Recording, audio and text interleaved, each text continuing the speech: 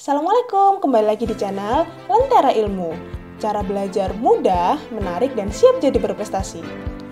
Segmen hari ini adalah Paham Ilmu. Sebelum menonton videonya, jangan lupa untuk klik tombol subscribe dan nyalakan notifikasinya ya. Selamat belajar! Halo Sobat Lentera Ilmu, Assalamualaikum warahmatullahi wabarakatuh. Berjumpa lagi dengan saya, Ari Damari ya. Tentu ada di channel Lentera Ilmu. Nah, sobat semuanya, kali ini kita akan melanjutkan pembahasan kita materi fisika bab 4 kelas 10, yaitu asiknya belajar gerak lurus. Nah, ini masih pada bagian 4.3. Saya berikan nama 4.3B ya, yaitu membahas tentang GLB dan GLBB. Nah, ini beberapa materi yang menyangkut kedua-duanya. Nah, kita lihat apa saja yang bisa kita bahas di sini ya. Nah, kita akan membahas tentang grafik gerak lurus. Nah, sobat semuanya, grafik gerak lurus itu bisa dipadukan antara GLB dan GLBB, gitu ya. Nah, kemudian yang kedua itu kita akan bahas rumus yang sering diperlukan pada gerak GLBB. Nah, sedangkan yang ketiga itu tentang gerak relatif. Nah, gerak relatifnya bisa bersifat umum, GLB maupun GLBB. Nah, sobat semuanya, kali ini pada pembahasan kita ini perlu dari awal aja kita sudah harus menghangatkan otak kita ya. Nah, perlu penalaran sedikit. Nah, luangkan waktu untuk memperhatikan ya. Kita mulai dari yang pertama ya, grafik gerak lurus. Nah, sobat semuanya, pada grafik gerak lurus ini yang perlu diperhatikan begini. Kalau ada grafik VT itu biasanya kita sudah pahami bahwa luasnya atau S itu menyatakan luas. Nah, luas kurva gitu ya. Itu poin pentingnya. Nah, sedangkan kalau gradien itu menyatakan percepatannya. Ya. Jadi kalau ditanya A itu sama dengan gradien. Ini penting untuk kita pahami sebagai dasar. Nah, nanti pengolahannya kita lihat jalan contoh soal. Nah, sedangkan yang kedua, tolong jangan hanya dipahami itu saja. Tapi perlu kita pahami ternyata grafik ini itu bisa menjadi metode dalam menyelesaikan soal. Nah, berarti saya tuliskan ini grafik sebagai metode. Nah, coba kita lihat tadi ya. Ya, kita lanjutkan contoh soalnya.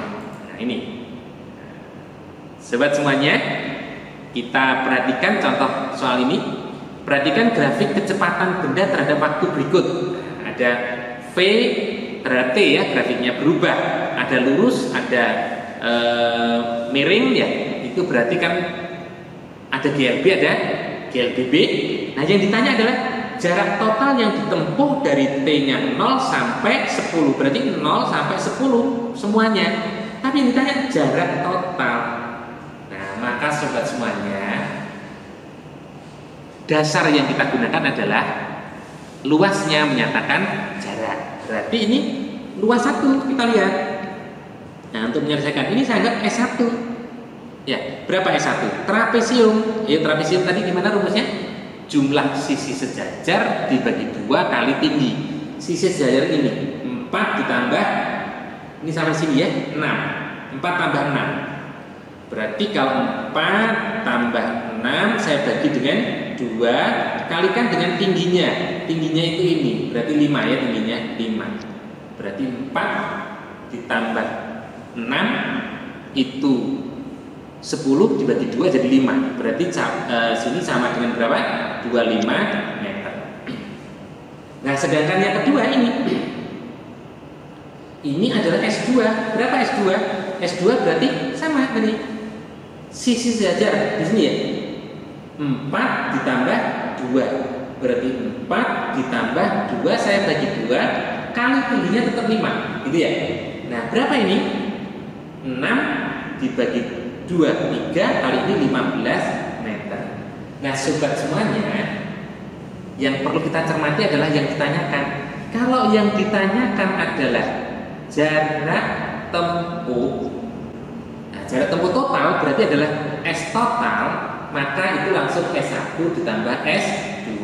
Jawabnya 25 ditambah 15 sama dengan 40 meter. Berarti adalah D.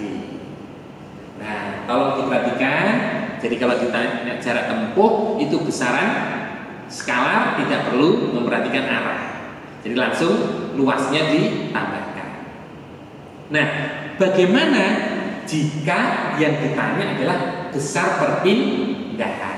Nah, itu kita lihat untuk soal berikutnya.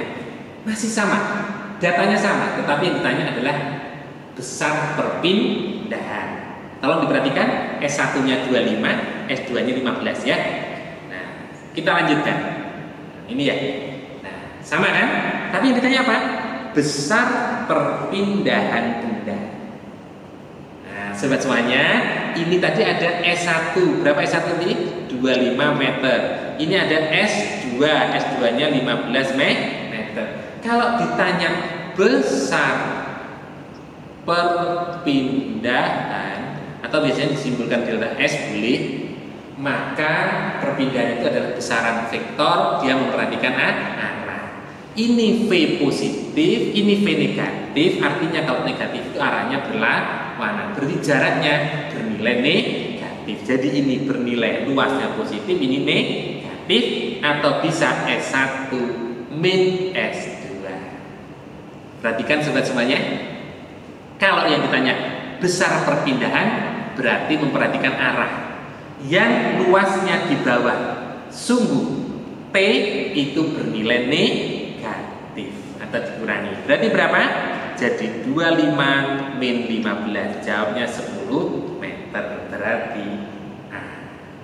Nah, inilah pentingnya pembahasan kali ini. Jadi ini pembahasan 4.3a ya, B ya, itu memang ingin fokus untuk menjelaskan ternyata pada grafik VT perlu diperhatikan kalau yang ditanya jarak total atau perpindahan.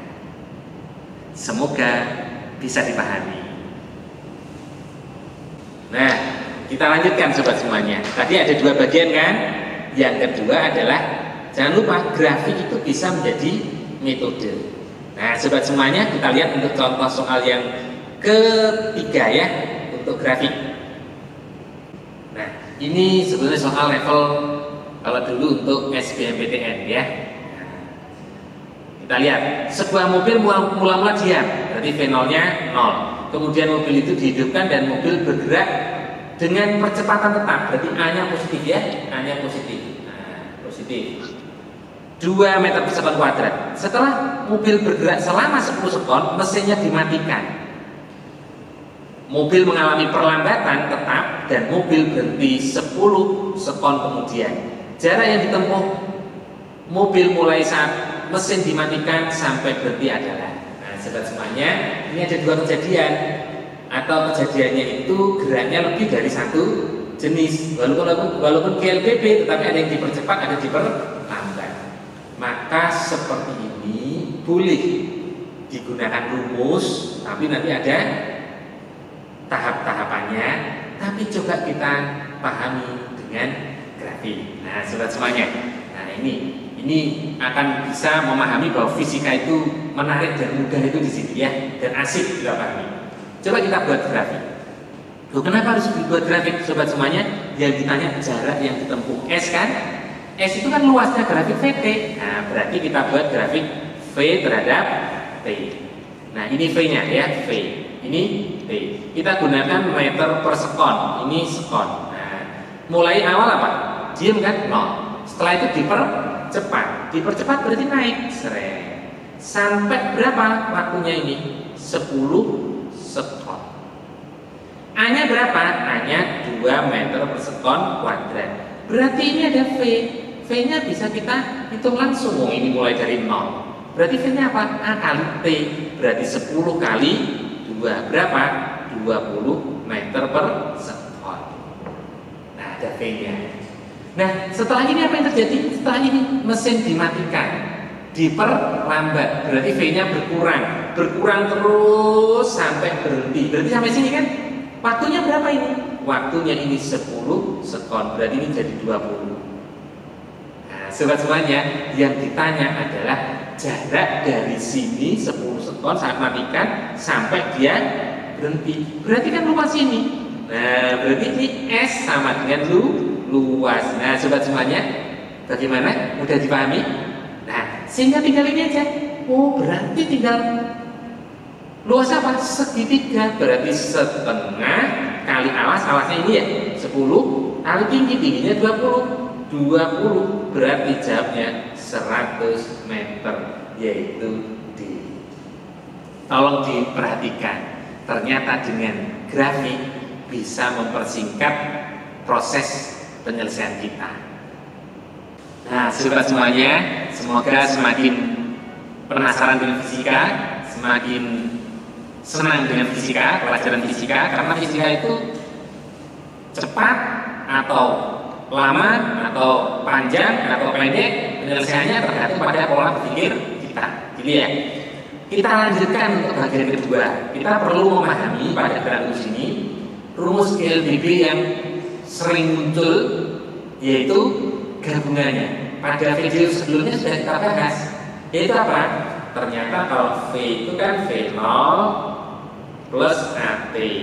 Kalau S itu kan sama dengan V0T plus setengah AT kuadrat. Nah, dari dua rumus ini itu bisa disubstitusi menjadi V kuadrat itu sama dengan V0 kuadrat plus 2AS.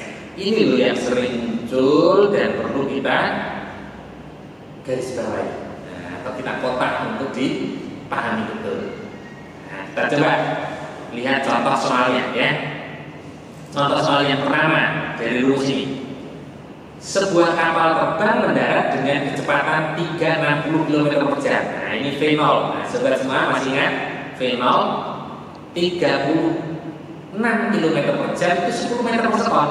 Kalau 360, nah 360 km per jam berapa? Ya otomatis 100 meter per sekon. Oh, maaf, sekon saja nggak usah kuadrat. Nah, itu. Nah, kemudian setelah kapal terbang menyentuh tanah dan pilot mulai mengerem, kapal terbang itu mendapat perlambatan. Nah, ini ada perlambatan, ya. Ada perlambatan, bisa ada percepatan. Kalau percepatan berarti akan tinggal landas ya. Itu A ini berarti. Nah, jarak tempuh kapal terbang pada landasan hingga berhenti berarti V-nya 0. Jadi V-nya 0, itu S-nya berapa? Nah, dengan diketahui A ini, maka sobat semuanya, ini tidak perlu kita nyari T-nya, kemudian nyari S dalam bentuk rumus T, tetapi cukup dengan V kuadrat sama dengan V0 kuadrat. Diperlambat itu boleh ya, min langsung boleh, min 2AS. Kenapa? Karena ini sama dengan 0. Karena sama dengan 0 kan tinggal dikeluarkan sini, jadi berapa? 2 kali A-nya 8 kali S sama dengan 100 kuadrat. Berarti S-nya berapa? 10.000 dibagi 16. Tidak lain adalah 625 meter. Jawabnya D. Jadi sobat semuanya jangan lupa rumus ini untuk dipahami betul. Kita tambah satu contoh soal lagi ya. Kita lihat contoh satu soal lagi. Masih sama rumus tadi yang kita utamakan untuk pembahasan ini. Sebuah mobil sedang bergerak dengan kelajuan 90 km per jam. Nah, sobat semuanya, jangan lupa kalau sudah terbiasa itu gunakan langsung bisa meter per sekon kalau yang dibutuhkan itu. 36 sama dengan 10, 72 20, 90 25. Berarti kalau saya tulis berapa V0-nya? 25 meter per sekon. Jadi ini sama dengan 25 meter per sekon. Kemudian tiba-tiba pengemudinya melihat ada orang yang melintas sehingga langsung mengeremnya. Dari perlambatan yang terjadi, kecepatannya menjadi 54. Ingat, 36 10 ditambah 18 kan 54 ya, berarti 15. Jadi V-nya itu 15 meter per sekon. Nah, terus saat menempuh jarak 50 meter, berarti ini S. Jika gaya pengeremnya tetap, berarti tetap ya, besar perlambatan mobil ada. Jadi tanya adalah A sama dengan berapa. Nah, sobat semuanya, dari sini kita tahu S-nya itu 50 meter, ditanya A sama dengan berapa.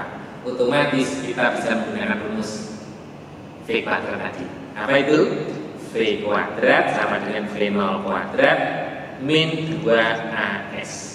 Karena ditanya A, boleh saya keluarkan jadi 2AS sama dengan V0 kuadrat min V kuadrat. Berarti 2 kali A-nya ditanya, S-nya 50 sama dengan ini 25 kuadrat min 15 kuadrat. Sobat semua, perhatikan, boleh 25 itu dikuadratkan, dikurangi 15 dikuadratkan, tapi jangan lupa 5, 4, 3 atau 3, 4, 5. Nah, itu kan Pitagoras. Berarti 25, 15. Maka itu bisa kita ganti dengan 20 kuadrat. Ya, nah maka akan lebih mudah. Kenapa? 100A sama dengan 400 ya 20 kuadrat. Berarti ratusnya coret, A-nya ketemu 4. Berarti jawabnya adalah C. Semoga bisa dipahami. Sobat semuanya, kita lanjutkan untuk bagian yang ketiga ya. Ini juga sering sekali muncul, yaitu tentang gerak relatif. Nah, sebetulnya bisa juga kita beri nama gabungan gerak. Nah, sobat semuanya, pada video bagian 4.2 GLB itu ada juga gerak relatif untuk GLB. Dua benda yang bergerak relatif. Nah, masih ingat bahwa V relatifnya itu adalah VR ya, itu sama dengan V1 min V2, gitu kan? Nah, sekarang bagaimana kalau ada GLBB nya, ada percepatannya, sebetulnya tinggal ditambah dengan A relatif kali T. A relatifnya itu juga pengurangan A1 min A2 atau selisihnya, ya. Ini aja sobat semuanya yang perlu diperhatikan. V relatif itu rumusnya bisa begini.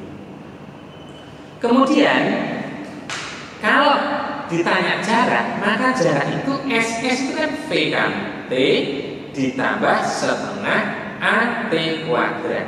Maka kalau ada dua gerak yang digabungkan, maka bisa dikatakan sebagai S relatif, maka V-nya V relatif, maka setelah A-nya juga relatif. Tapi ingat, V-nya kan V0 relatif. Nah, coba kita pahami pemahaman gerak relatif ini untuk mempermudah pekerjaan kita. Ya, coba kita perhatikan contoh soalnya. Nah, sobat semuanya, ini contoh soalnya ya tentang analisis untuk gerak relatif ya. Saya bacakan soalnya. Dari tempat yang sama terdapat dua mobil A dan B yang akan menuju kota yang sama juga ya. Mobil A berangkat dengan kecepatan tetap 30 km per jam. 1 jam kemudian berangkatlah mobil B dengan kecepatan tetap 40 km per jam dan percepatannya tetap 40 km per jam kuadrat. Jadi yang A GLB, yang B GLBB. Mobil B akan menyusul mobil A setelah bergerak dari B. Nah, sobat semuanya berarti yang ditanya T, waktu yang dibutuhkan B. Nah, nanti bisa kita tambahkan soal berikutnya. Bisa saja yang ditanya adalah jarak tempuh B.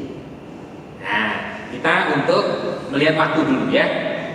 Nah, sobat semuanya, soal ini bisa digunakan rumus biasa. Ada dua benda yang bergerak. Tapi kita coba analisis tentang gerak relatif gabungan dua benda. Nah, berarti kalau gerak relatif caranya begini. Nah, kita lihat ya. Kita gambar dulu. Ini ada benda dari awal sini O misalkan, maka benda mobil A itu sudah 1 jam bergerak, berarti sudah sampai sini. Nah, ini ya. Ini mobil A, dia punya VA. VA-nya 30, gitu ya. Kemudian ini dianggap P, sudah P.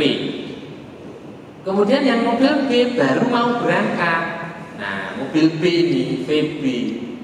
Nah, mobil B dengan kecepatan 40 km per jam dan percepatannya ini. Nah, sobat semuanya, pada saat B akan bergerak, maka keadaannya seperti ini. Jarak ini disebut jarak relatif. S relatif. Berapa S relatif? S relatifnya itu tidak lain adalah 30. Ini kan 30 VA-nya. Ini 40 ya. Karena yang bergerak A 30 kali T-nya 1. Berarti berapa? 30 km. Nah, inilah yang bisa kita gunakan untuk menganalisis bahwa yang namanya SR itu adalah VR kali T ditambah setengah AR kali T kuadrat. Jarak relatifnya berapa? 30. Kita masukkan 30. VR-nya, V relatifnya berapa? 40 dikurangi 30 berapa? 10 T. Ditambah setengah, AR-nya berapa? Yang punya A itu hanya B, berarti hanya 40. Langsung 40 kali T kuadrat. Nah, sobat semuanya, kita bagi 10 ya. Coret. Ini dibagi 10, dibagi 2 juga. Jadi 2. Ini ada persamaan kuadrat. Berapa? 2T kuadrat plus T min 3 sama dengan 0. Kita faktorkan sama dengan 0. Ini 2T, ini T ya. Kemudian yang sini dikalikan harus 3. Nanti kalau kita jumlahkan harus plus T. Maka ini tepatnya 3, ini 1 tentunya ya. Ini 1, ini plus. Pas ya? Nah, sudah. Berarti faktornya seperti ini. Sobat semuanya, ini kan T-nya ketemu negatif, nggak mungkin. Berarti tinggal ini saja. Berarti berapa? T-nya 1 jam. Jawabnya adalah D. Jadi B menyusul A setelah bergerak 1 jam. Kalau ditanya mobil A gimana? Mobil B menyusul mobil A setelah mobil A bergerak berapa? 1 jam ditambah 1 jam. Tapi karena ditanya B, berarti jawabnya adalah D. Semoga mudah dipahami. Nah, sobat semuanya, seperti yang saya sampaikan, ini yang ditanya waktu. Bisa juga yang ditanya jarak tempuh, yang ditempuh. Contohnya ini. Nah, ini semua sama. Silakan nanti dipahami lagi yang bagian sebelumnya ya. Tapi kita langsung ke soalnya, ke pertanyaannya ya. Mobil B menyusul mobil A setelah menempuh jarak. Berarti yang ditanyakan SB, ST berapa? Maka sobat semuanya, kita akan bisa kerjakan soal seperti ini. Ingat bahwa T-nya adalah 1 jam. Maka kalau tanya SB ya ST sama dengan rumus GLB biasa. Apa itu berarti? VB kali T plus setengah AB kali T kuadrat. VB-nya tadi 40 kali 1 ditambah setengah kali 40 kali 1 kuadrat. Sobat semuanya, ini coret jadi 20, jadi jawabnya 60 km. Berarti jawabnya C. Semoga mudah dipahami. Sobat semuanya, baru saja kita membahas tentang materi GLB dan GLBB. Jadi di sini kita fokuskan pada materi tentang grafik, kemudian rumus GLBB yang menggunakan V kuadrat sama dengan V0 kuadrat plus 2S, dan berikutnya adalah gerak relatif. Semoga bisa dipahami, semoga bermanfaat. Jangan lupa ikuti terus materi-materi dan video-video berikutnya. Terutama yang terkait ini masih ada 4.4, yaitu gerak jatuh bebas atau gerak vertikal. Terima kasih. Saya kira sekian. Assalamualaikum warahmatullahi wabarakatuh. Thank you for watching this video. Jangan lupa untuk like, comment, dan share. Semoga video yang bermanfaat ya. Jangan lupa juga untuk ikuti segmen Lentera Ilmu lainnya. Sampai bertemu di video selanjutnya.